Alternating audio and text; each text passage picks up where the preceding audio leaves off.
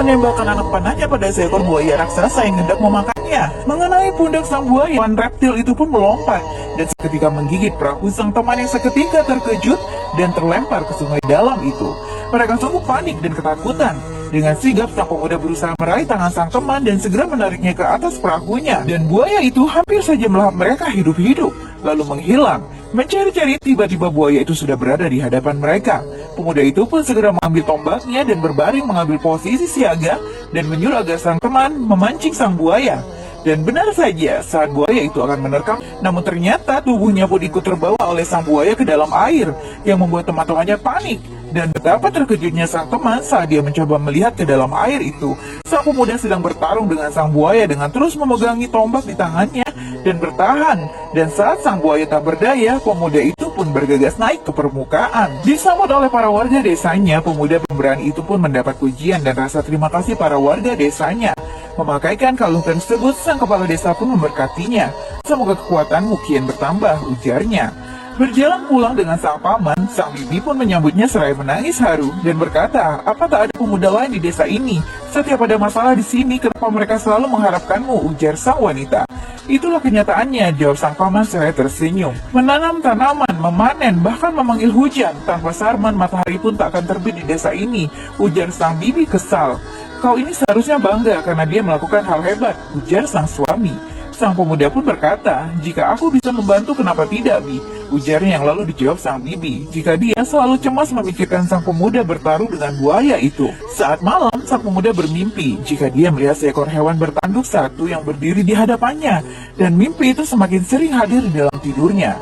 Terbangun keesokan harinya, pemuda itu pun mendengar suara sang bibi yang mendendangkan lagu yang sama berulang-ulang. Bibi Bima, kau sering mendendangkannya, lagu itu bukan dari kampung kita kan? Tanya sang pemuda. Sang bibi hanya tersenyum, lalu sang pemuda pun menceritakan mimpinya tadi malam saat melihat hewan bertanduk satu itu seakan menunggunya di ujung sungai. Membuat sang bibi tertegun sesaat, lalu lagi-lagi dia tersenyum. Saat sedang berdua dengan sang paman, sang pemuda pun mengatakan niatnya untuk pergi berdagang ke sebuah kota, di mana sang paman berkata, sudah 3 tahun ini pertanyaanmu selalu sama, apa kau tak lelah bertanya, ujar sang paman. Selama paman tak mengizinkanku, aku akan terus bertanya, jawab sang pemuda. Aku ingin mengelilingi dunia, dari mana matahari terbit, di mana terbenam, di mana sungai Sindu bermuara. Aku mau melihat semuanya, paman, ujarnya memohon. Anak burung tak akan meninggalkan sarangnya sebelum waktunya, jawab sang paman. Membuat sang pemuda terpaku kecewa. Lalu pemuda ini pun berbicara dengan sahabatnya. Paman tak akan membiarkanmu pergi, lupakan saja, ujar sang sahabat. Saat sedang tertidur malam harinya, tiba-tiba pemuda itu membangunkan sahabatnya yang terkejut, lalu membawa kendi-kendi itu. Mereka pun akhirnya mengendap-endap keluar. Namun tiba-tiba langkah mereka terhenti saat melihat siapa yang sudah berdiri di sana. Paman akan berikan pengarahan, dengarkan baik-baik, ucap sang paman yang akhirnya mengajak mereka bicara. Apapun yang terjadi, jangan pernah turunkan harga daganganmu. Di sana sangat berbeda dengan di sini. Orang-orang di sana jahat dan rakus. Kau harus selalu berhati-hati. Jangan harap semua orang bisa menjadi temanmu, ucap sang paman menasehati. Berpesan pada sang sahabat yang sering berdagang di kota itu, sang paman pun menitipkan keponakannya tersebut padanya. Lalu sang pemuda pun beranjak pergi bersama teman dan sang paman sahabatnya. Saat di perjalanan, dia teringat saat sang paman memberikan sebuah benda di mana pamannya berpesan agar dia boleh membuka benda itu di saat dia mengalami masalah saja. Memperhatikan benda berukir hewan bertanduk itu, sang pemuda pun terdiam sesaat lalu menyimpannya kembali. Saat tiba di padang rumput, mereka pun berdiri sejenak seraya melihat ke kejauhan di mana mereka telah sampai di kota yang telah lama ingin ia datangi itu. Saat akan memasuki gerbang itu, sang pemuda tertegun demi melihat tanda berukir 6 kepala hewan, di mana sang paman berkata jika setiap kepala menandakan sebuah wilayah, di mana 6 tanda itu mewakili 6 kota megah di dataran Sindu. Dan saat sang pemuda bertanya kepala bertanduk satu itu wilayah mana, sang paman pun menjawab jika itu adalah wilayah Sindu. Lalu mereka pun segera masuk melalui gerbang megah itu. Lalu apa yang terjadi selanjutnya, guys? Lanjut ke part berikut di next video.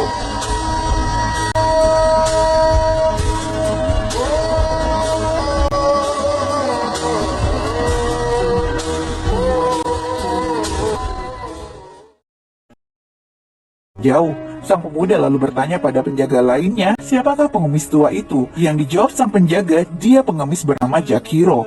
Kasihan dia, orang-orang menyebutnya gila. Padahal keluarganya adalah penemu wilayah ini. Dulu dia adalah anggota majelis, ujar sang penjaga menceritakan. Memperhatikan pemandangan yang membuatnya tak berhenti kagum itu, sang pemuda berkata, sepertinya aku pernah melihat ini. Aku tak mengerti, tapi apa yang kumimpikan dengan yang kulihat sepertinya sama, ujarnya pada sang sahabat. Iya, kurasa mimpiku juga sama. Seharusnya aku dilahirkan di sini. Lihatlah, ujar sang sahabat seraya menunjuk ke arah para gadis yang tersenyum di atas sana, yang membuat sang pemuda menjadi kesal. Kita kemari untuk berdagang. Apa kau lupa? Ujarnya. Ya, aku menjual hatiku. Canda sang sahabat cengar-cengir. Berlari mencari lapak berjualan, akhirnya mereka pun mendapatkannya. Mereka mulai menyusun barang dagangan mereka. Pasar semakin meriah tahun ini dengan adanya pedagang asing yang bertopi di sana dari Gilmun, datang dari jauh untuk berdagang di sini. Mereka kaum makan, pemilik kapal terbesar, jelas sang paman. Tiba-tiba mata sang pemuda tertuju pada seorang pria dan wanita yang mengikutinya dari belakang dan membawa hewan-hewan itu. Sang pemuda bertanya, hewan apa itu?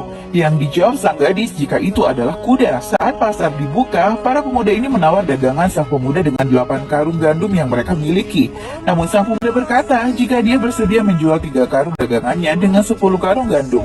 Tiba-tiba penjaga itu mendekatinya dan berkata, terima saja kesepakatan mereka karena pembeli akan semakin sepi. Namun sang sahabat berbisik padanya jika jangan dengarkan sang penjaga. Dia harus ingat pesan sang paman. Namun sang penjaga berkata, jika penjual harus menjual barang dagangannya secepatnya karena bendungan yang dibuat di Sungai Sindu tak selamanya terbuka, ujarnya. Dan melihat para calon pembelinya itu akan pergi, sang pemuda pun langsung memanggil mereka dan menyetujui kesepakatan mereka, yaitu menukarkan 3 karung batu dagangannya dengan 8 karung gandum mereka. Tiba-tiba mereka melihat orang-orang tengah berkumpul di sana. Ada seorang pemuda bertubuh besar yang dengan seenaknya menawar dagangan seorang pedagang, di mana sang pria arogan itu akhirnya melecehkan pedagang tersebut dengan menyetujui tawaran sang pedagang, namun dengan syarat mereka setiap malam harus mengirimkan satu persatu gadis di desanya untuk sang pria, yang seketika membuat rekan sang pedagang murka dan maju hendak menghajarnya, dan tiba-tiba sang pria arogan menendangnya hingga terkapar. Sang penjaga mencoba menahan sang pemuda, namun pemuda lugu pemberani itu tidak takut dan justru maju ke depan. Jika kau tak setuju, jangan banter, ujarnya marah, yang seketika membuat sang pria arogan terkejut dan marah. Siapa kau, hardiknya? Siapa aku tak penting, transaksi hanya punya satu aturan, yaitu adil, ucap sang pemuda tak gentar sedikit pun.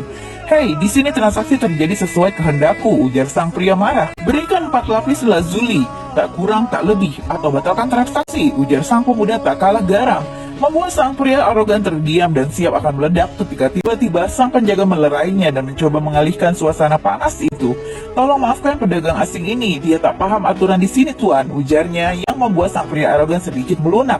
Lalu tetap dengan kesepakatan sepihak darinya, dia pun memerintahkan anak buahnya untuk memasukkan 2 lapis lazuli miliknya pada sang pedagang seraya melemparkan koin, membuat sang pemuda hanya terdiam menahan amarahnya. Mengatakan jika transaksi tidak boleh dilakukan dengan cara yang dilakukan sang pria arogan, sang pemuda menyadari jika sang paman benar bahwa kota tersebut dipenuhi oleh orang-orang rakus, lalu memilih mengajak sang sahabat untuk berkemas dan pulang. Namun sahabatnya mengatakan jika mereka pulang, maka sang paman akan memarahi mereka. Sang sahabat pun memujuknya agar mau menunggu lagi di sana lebih lama. Tiba-tiba sang pemuda mendengar suara merdu seorang gadis cantik di sana. Seketika tatapannya tak teralihkan. Dia terus memandangi keindahan makhluk cantik yang sedang berdiri itu. Dia adalah Chani, putri pendeta kami, ujar sang penjaga. Mengapa semua orang memberi hormat padanya? Tanya sang pemuda. Dia simbol dari Ibu Sindu, dewi yang memberkati kota ini, jawab sang penjaga. Membawa perubahan baru untuk kota ini, ujarnya lagi. Tiba-tiba sang pemuda tertegun saat melihat sang gadis cantik itu memarahi seorang lelaki dan menyuruhnya untuk meminta maaf karena telah mengganggu pengasuhnya. Namun sang lelaki menolaknya. Apa kau tidak dengar? Jika tidak, maka aku akan merubahmu menjadi bodat, ucap sang gadis seraya menghadapkan telapak tangannya ke arah sang lelaki di depannya. Saja tak mau melakukannya ketika temannya berbisik ketakutan karena mempercayai jika sang gadis memiliki kekuatan sihir yang bisa merubahnya menjadi bodat, yang akhirnya membuat sang lelaki pun buru-buru meminta ampun. Sungguh anugerah Ibu Sindu yang hebat, ucap sang pemuda kagum. Chani, aku tak tahu kalau kau bisa mengubah orang menjadi bodat, ucap sang pengasuh terlihat cemas, yang seketika membuat sang gadis berbisik jika dia hanya menakuti lelaki itu saja. Sang pemuda tak dapat mengalihkan perhatian matanya yang seolah terpesona melihat kecantikan sang gadis, dan tiba-tiba tatapan gadis itu tertuju padanya, yang seketika membuat sang pemuda menjadi salah tingkah. Saling pandang, sang pemuda dan gadis itu pun menjadi terlihat sama-sama salah tingkah. Sementara di aula keadaan itu, sang ketua sedang mengadakan rapat dengan anggota majelisnya. Ketua bernama Maham ini berkata, jika dia akan menghancurkan wilayah tetangganya dan menjadikan kota mereka sebagai ibu kota, di mana salah seorang anggota majelis memprotesnya dan menyebutkan jika sang ketua telah menyerukan beberapa pembangunan tak penting di wilayah mereka sehingga membuat wilayah mereka kehabisan dana. Maka dari itu, sang ketua berkata, jika dia akan menaikkan pajak rakyat yang sontak membuat pria itu memprotesnya. 15 tahun sudah kezalimanmu diderita oleh seluruh rakyat. Lalu pria tua itu pun menyerukan pada para anggota majelis lainnya untuk mendukung suaranya. Namun semua lelaki yang berada di ruangan itu pun hanya terdiam, termasuk sang pendeta, ayah sang gadis. Fitnah, teriak sang pemuda. Maham punya kuasa mutlak di sini. Lengan sang ketua untuk mengangkat tangan dan mengepalkan tangannya jika tak setuju. Di mana satu persatu para anggota majelis itu pun mengangkat tangan mereka, dan hanya sang pria tua saja yang mengepalkan tangannya. Sang ketua pun berdiri dan menyatakan jika pajak akan dinaikkan. Saat rapat berakhir, sang pria tua menemui sang ketua dengan keberatannya dan mengingatkan dirinya akan kesalahan masa lalunya yang pernah berbuat curang di masa jabatannya dan diusir dari kota itu. Namun apalah daya, sang ketua yang ternyata memiliki dendam di masa lalunya itu pun sudah gelap mata dan akhirnya menghabisi sang pria tua. Lalu apa jadi selanjutnya guys? Lanjut ke part berikutnya, tetap di next video. Yang ku